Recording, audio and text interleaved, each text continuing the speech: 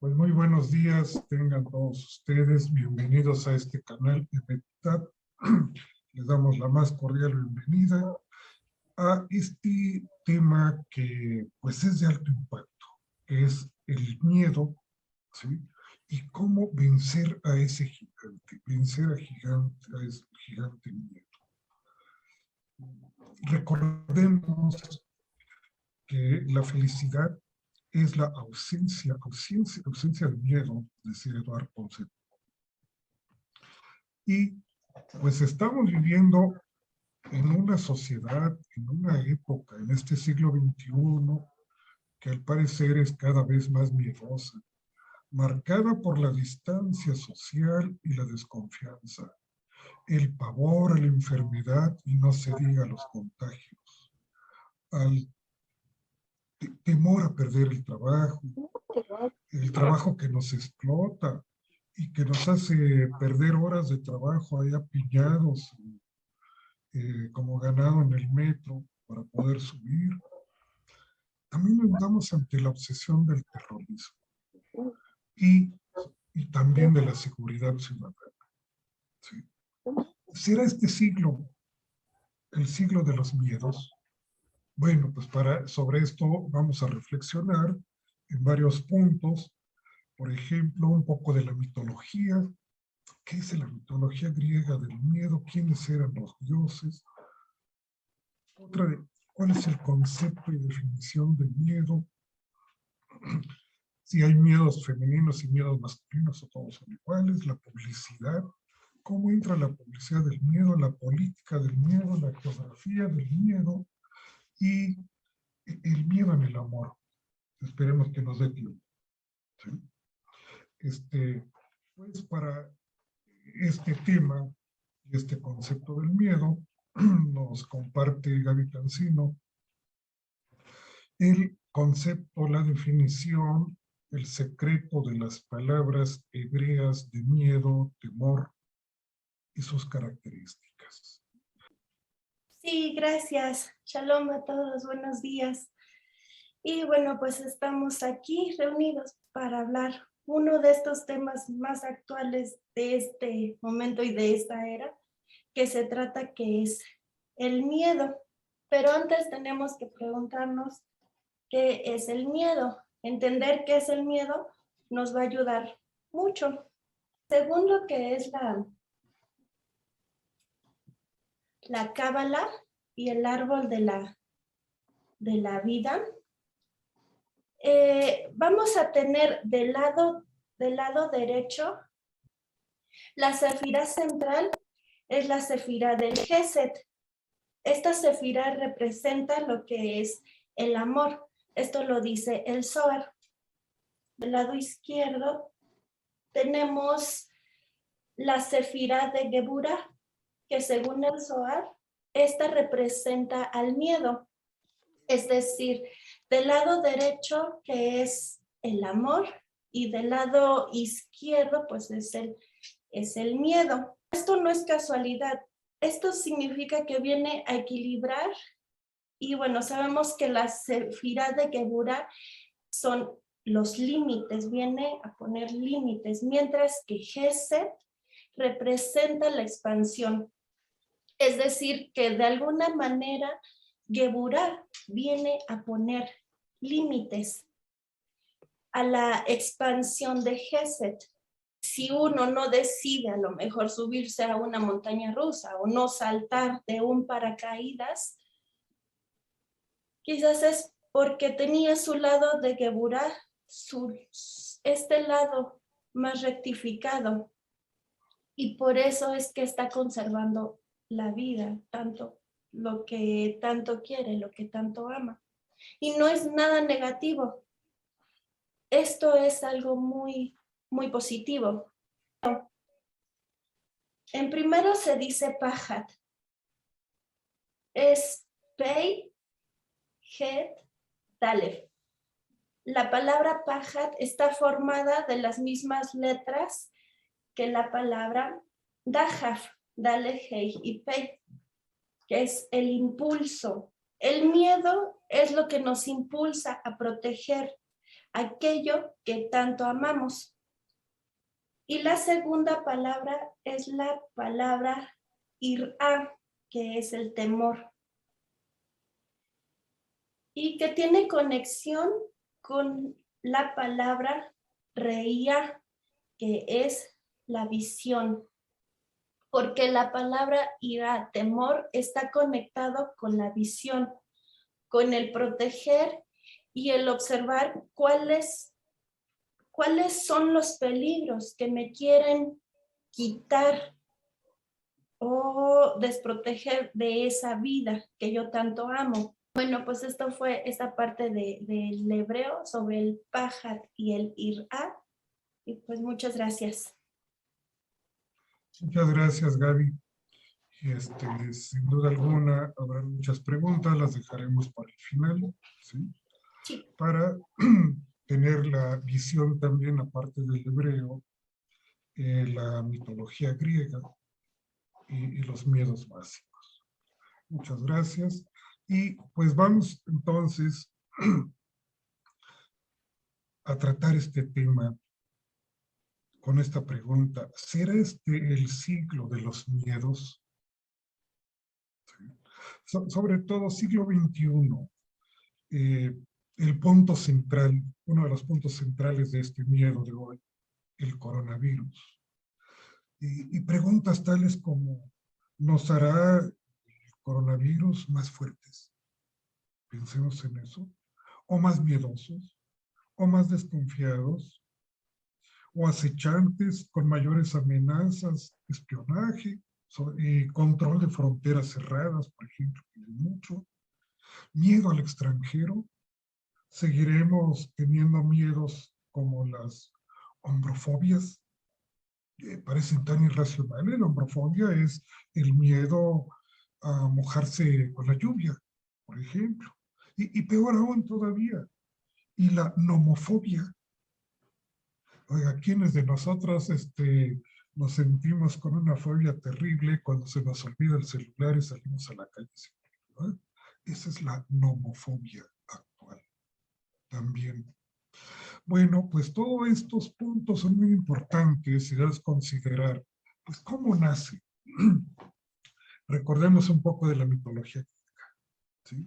El miedo proveniente del término latino metus, miedo. Y pues había que recordar, ahorita vemos de dónde proviene, otro de los nombres para el pánico, miedo, pánico, pues viene del dios Pan, curiosamente hijo de Hermes, ¿sí? De la ninfa maya. Hermes. Entonces, Pan, hijo de Hermes, figurado, representado como un macho cabrio, quienes le llaman también el demonio del mediodía. ¿Sí? ¿Y qué más tenía? Pues Dios Pan al nacer, pues nace con pezuñas y todo eso, y el primer susto que se lleva la madre, ¿no? El susto, el miedo. Era travieso, macho cabrio, porque eso, pues sí, como le dicen, el demonio del mediodía, por ahí el mediodía, se dedicaba mucho a perseguir a las ninfas para hacerles el amor, ¿sí? El miedo. Pero hay otros dos personajes muy interesantes. Metus. Metus, ¿de dónde proviene miedo? Deimos es el dios. Deimos era hijo de Ares, fíjense nada más, el dios de la guerra, y de Afrodita, la diosa del amor. Qué pareja tan tremenda. Y tiene mucho que ver, también trataremos de descubrir algo de estos secretos que guarda esta mitología. Bien, pues Deimos, hijo de Eres y de Afrodita, también tenía un hermano gemelo, y este hermano gemelo era Focos. ¿Sí? Por eso todas las fobias que luego pasan por nuestra mente, ¿verdad? O por nuestras experiencias. La nomofobia, por ejemplo, ¿no? ¿Qué tendría que ver con todo esto del dios Focos? Hombrofobia, tener miedo a los rayos, a las tormentas y sobre todo a mojarse con la lluvia. Parece algo fuera de nosotros. Entonces, pues, ¿qué es el miedo? El miedo es una emoción. Según la Real Academia Española, la define como una angustia por un riesgo real, un deseo también real o imaginario. Bueno, aquí el asunto es que hay que clarificar más. Aunque venga de la Real Academia Española, el miedo y la angustia no son exactamente lo mismo, ¿sí? Primera cuestión. La angustia es, sí, digamos, un miedo, pero sin objeto. Es decir, no se localiza quién es el objeto persecutorio, malo, el enemigo que está tras uno. Sin embargo, en la angustia tenemos esta persecución. Algo nos persigue, pero no sabemos qué es, ¿sí? Por eso es un miedo sin objeto. Hay otra parte que sería la ansiedad o la tensión, y esta será la señal de alarma, ¿sí? Una señal de alarma que pues, nos previene, como dice Gaby hace rato, acerca de algún peligro real, ¿sí? Por ejemplo, puede ser esto que de pronto ves que un carro se te viene encima y vas con tu hijo, lo avientas o nada y tú también.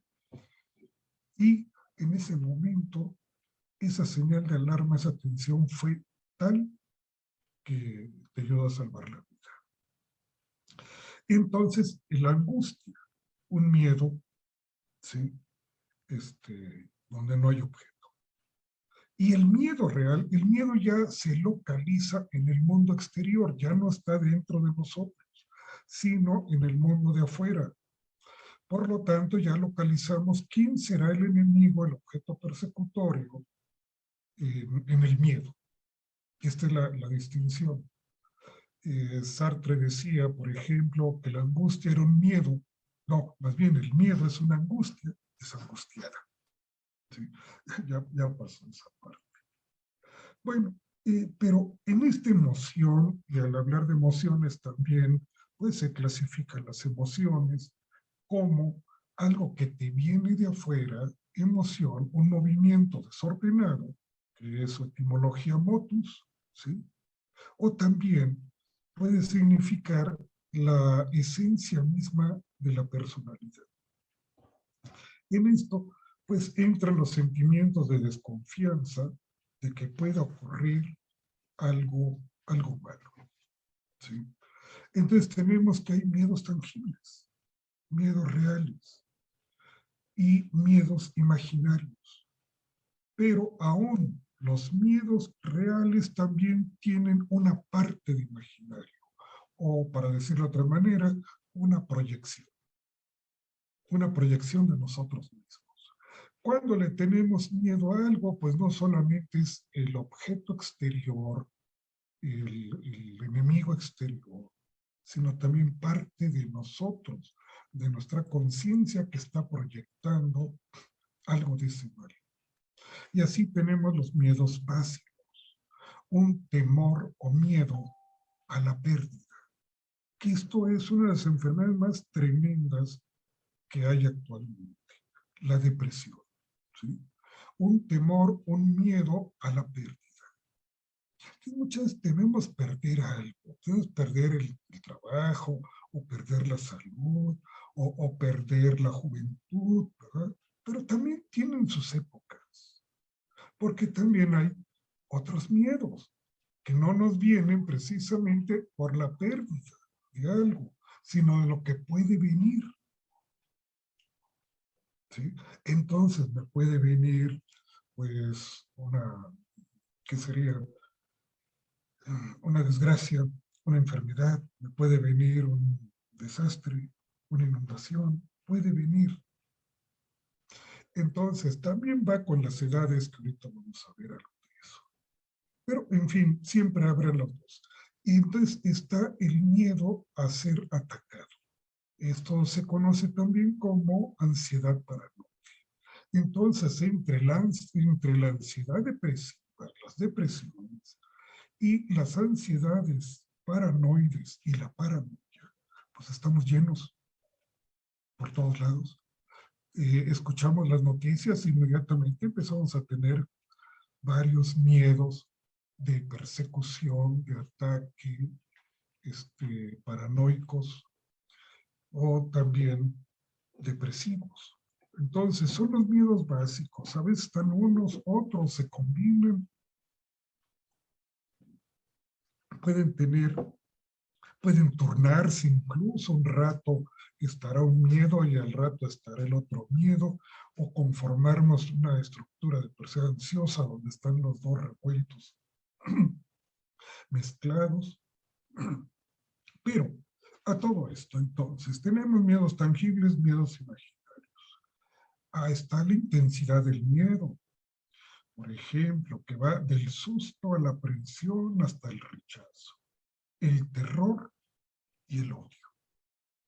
Todo lo que va a conjuntar el miedo. Fobos era tremendo. Pan, se invocaba al dios Pan, macho cabrio, para infundir miedo al enemigo y poderlos vencer. Y Fobos y Deimos, también unas características tan importantes que hay ahí, la guerra y el amor. Bueno, a todo esto, ¿dónde empieza el miedo? Seguramente cuando está el bebé en la cuna y la primera ocasión que se dio cuenta, cobró conciencia de que mamá no estaba, empezó a llorar.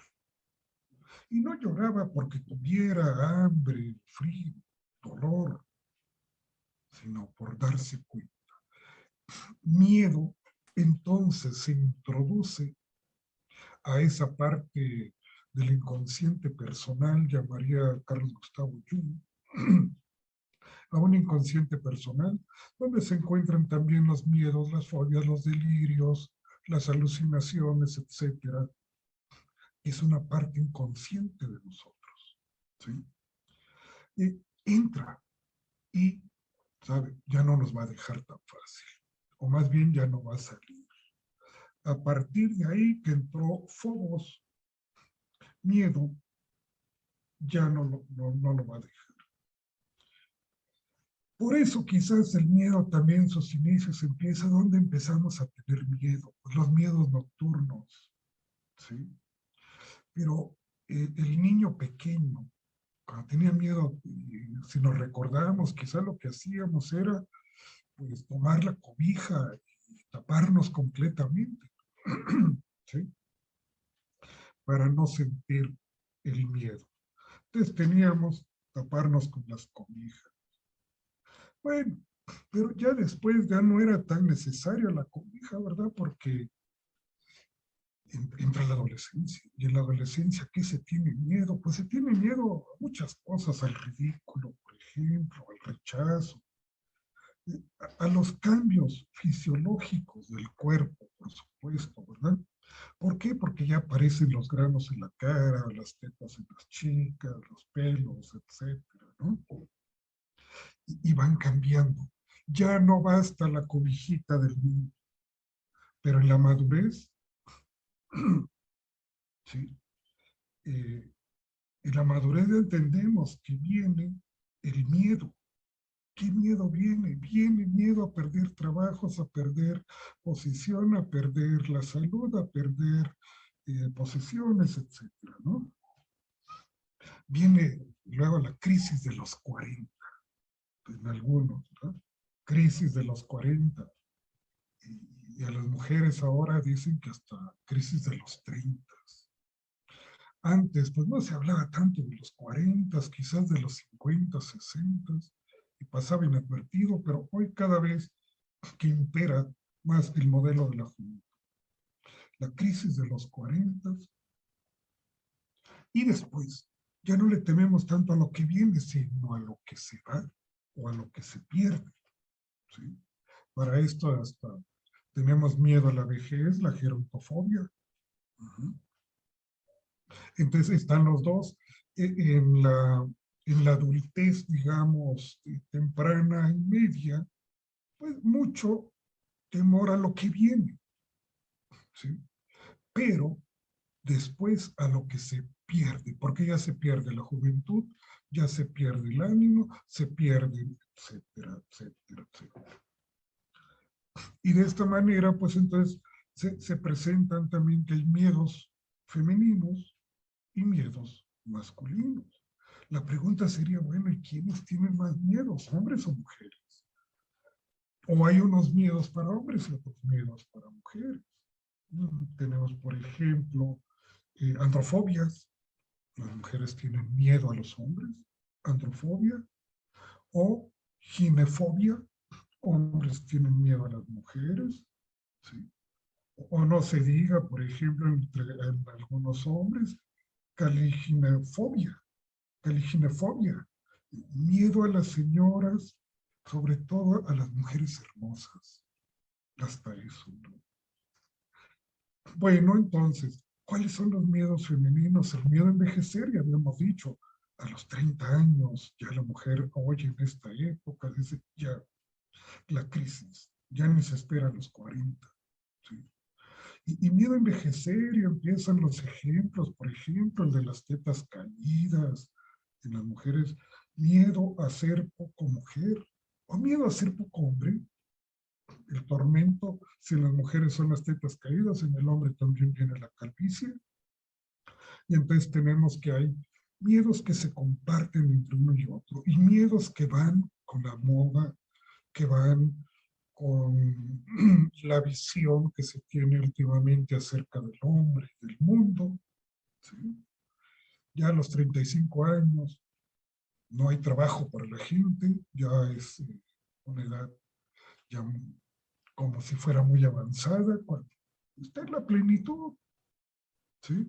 Miedo a las mujeres a que les paguen menos que los hombres o que sean despedidas antes de esa edad o de la edad que tienen para los hombres. ¿Cuántos miedos tenemos, verdad?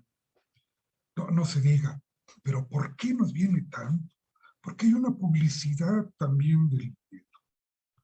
Una publicidad, bueno, nos ponemos a ver hoy día, ¿no? Y encontramos que hay todo, pues, un abanico de ofertas para darle solución al miedo. Hay en el producto, pues, para remediar el mal, y si no tienes miedo, pues, te lo creamos. Tienes miedo de algo, nosotros tenemos la solución. Pueden consultar algunos comerciales de bancos, por ejemplo, que te ofrecen toda una gama de, de productos seguros contra enfermedades, ¿verdad? Tenemos entonces productos de aseguradoras, planes de pensión, dado esta época, dado a esta pandemia. Bueno, lo pueden ver claro, hay seguros para la pandemia, búsquenlo. Hasta le dicen, ¿verdad?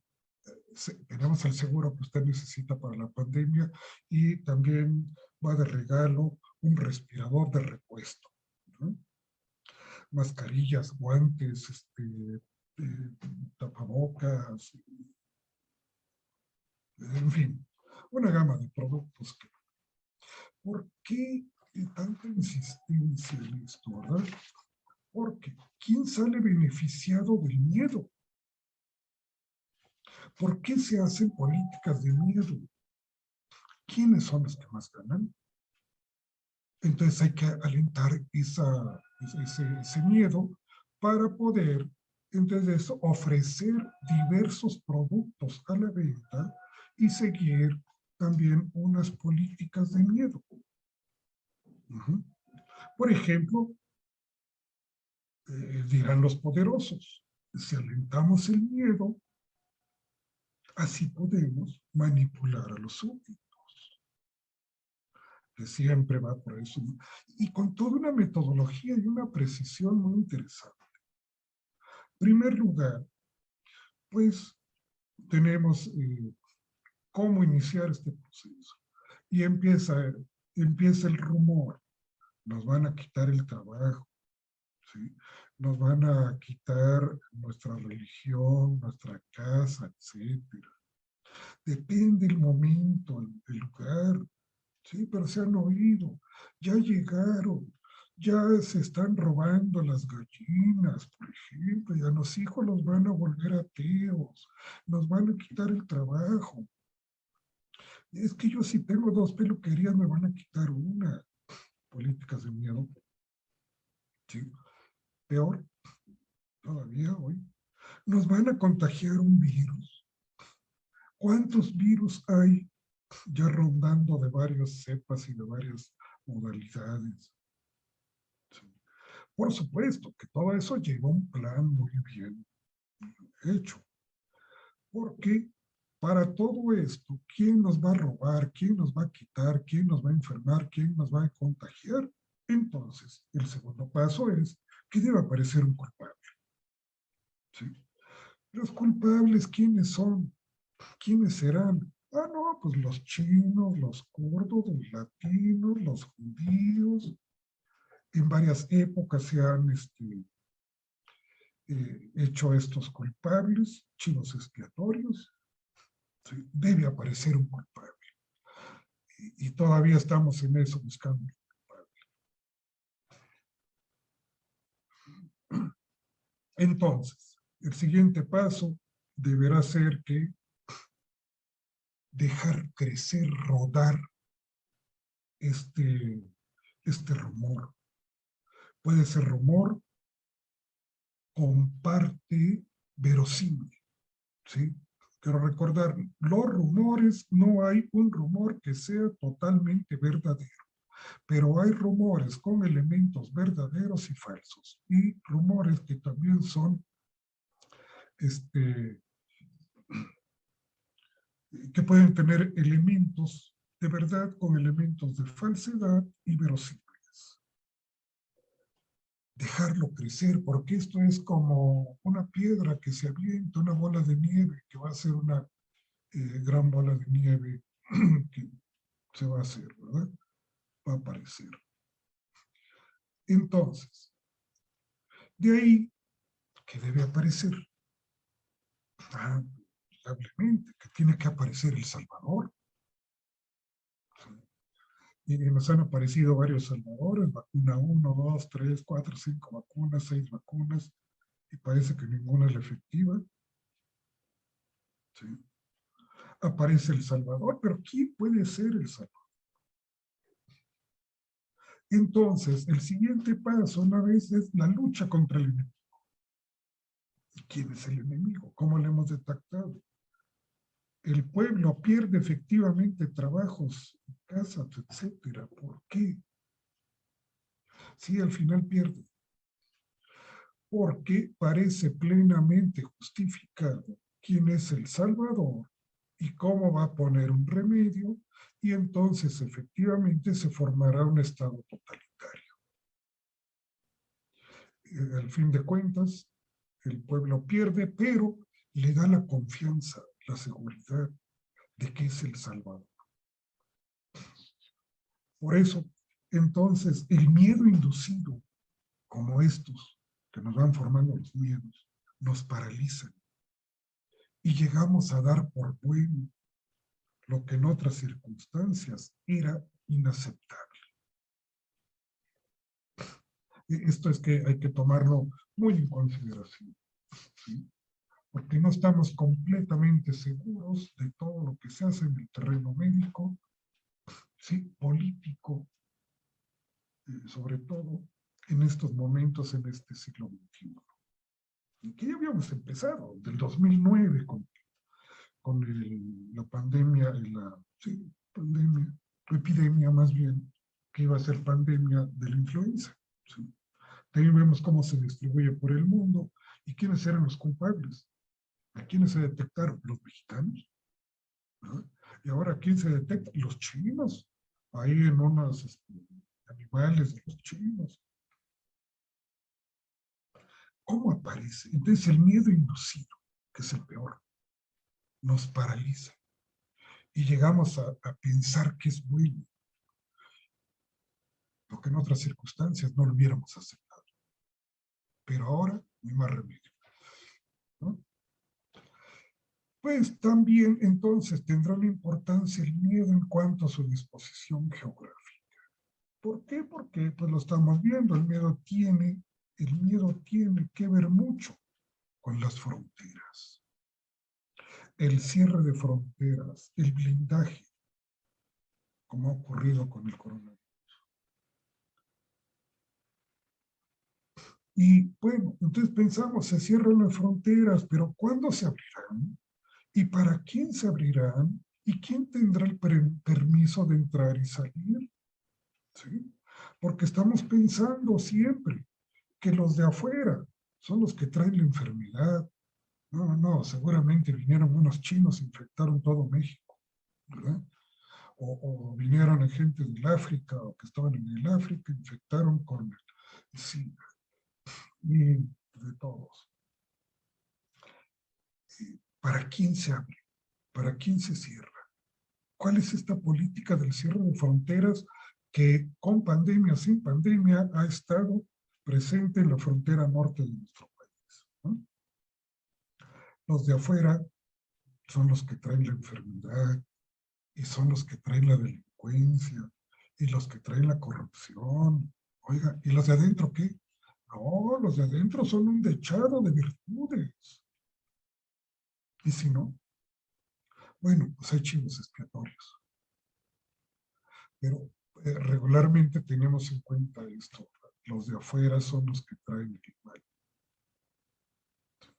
No nos damos cuenta de nuestra propia conciencia.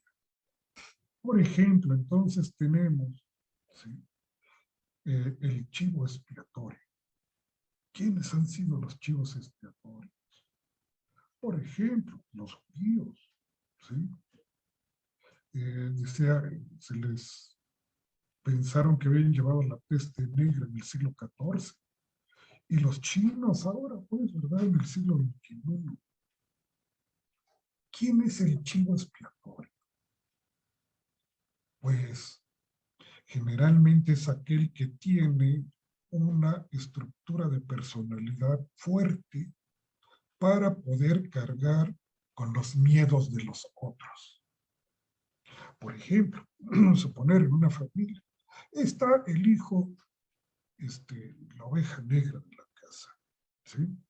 Y el otro hijo, el hijo virtuoso, bueno, dechado de virtudes. El hijo malo, la oveja negra. Los dos tienen una estructura fuerte de personalidad, solo que el bueno es el que carga con los objetos gratificantes, las virtudes de la familia.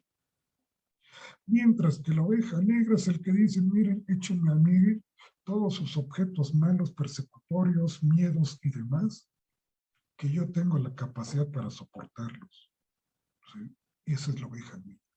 Por supuesto, cuando esa oveja negra es eliminado del círculo familiar o del grupo, pues algún otro va a tomar su lugar, ¿sí?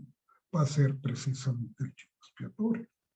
Entonces los dos tienen una característica de fortaleza, de manejo, de líder, ¿sí?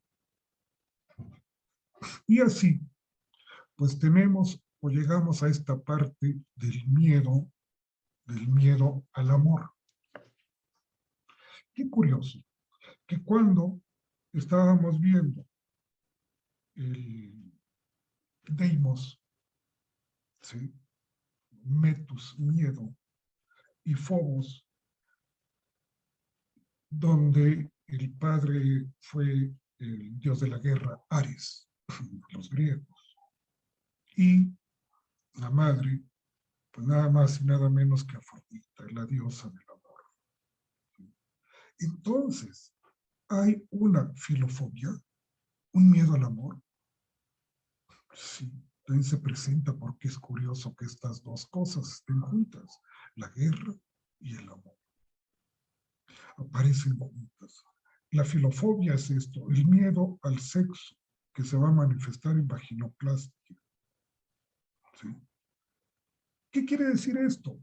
Estrechar la vagina para que aparezca como si fuera nueva, ¿no?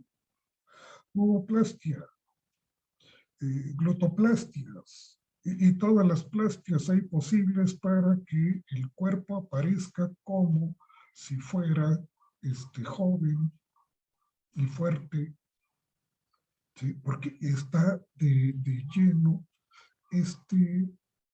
miedo al amor, a no ser completamente mujer o incluso no ser completamente hombre.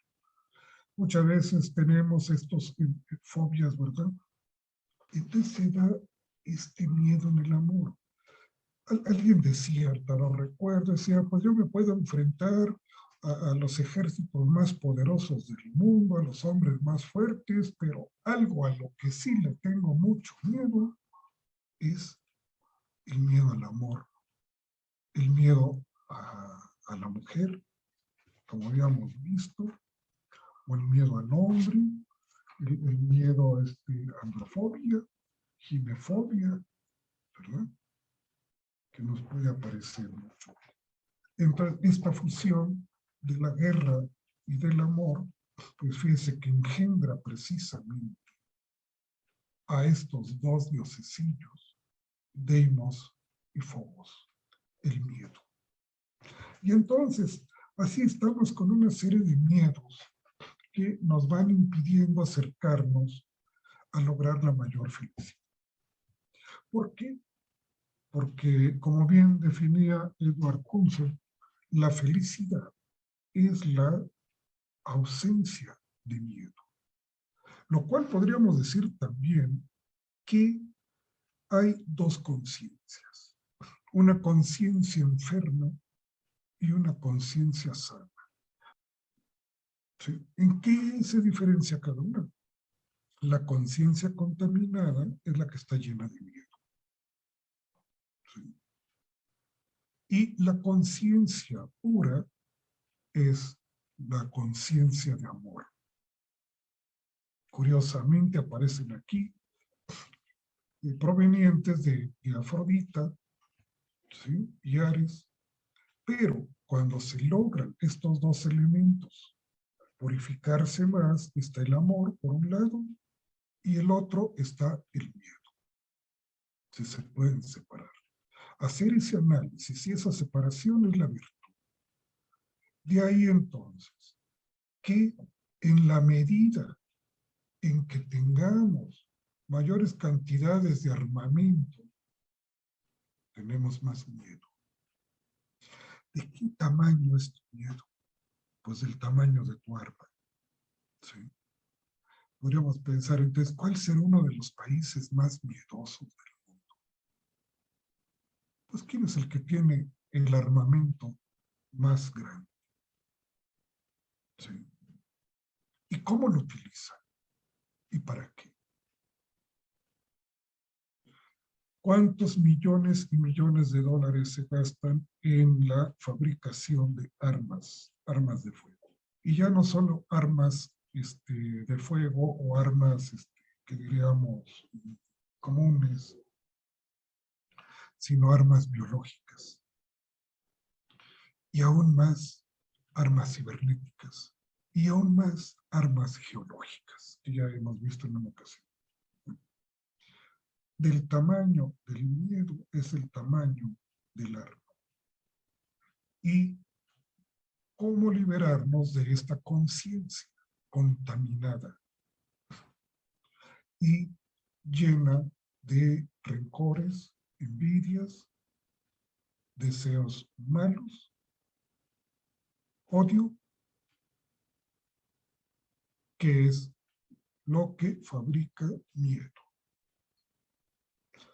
Entonces, pues bien, sí, tenemos el miedo, como decíamos, es un miedo normal, una respuesta como una señal de alarma que tenemos de nuestro propio organismo. Y pensar que todo esto está casi contenido en una pequeña glándula, ¿sí? Cerebral, que se llama la amígdala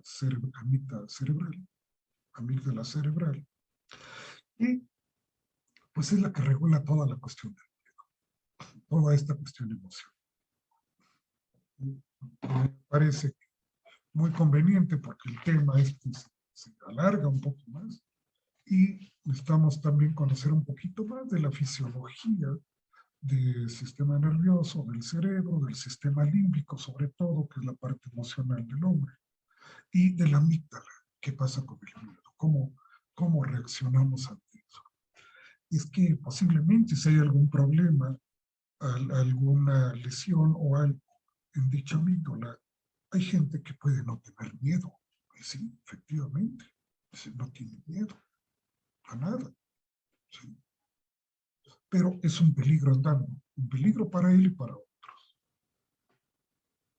porque tiene un carácter de ser temerario, temerario, no cobarde, cobarde es el lado extremo, cobardía.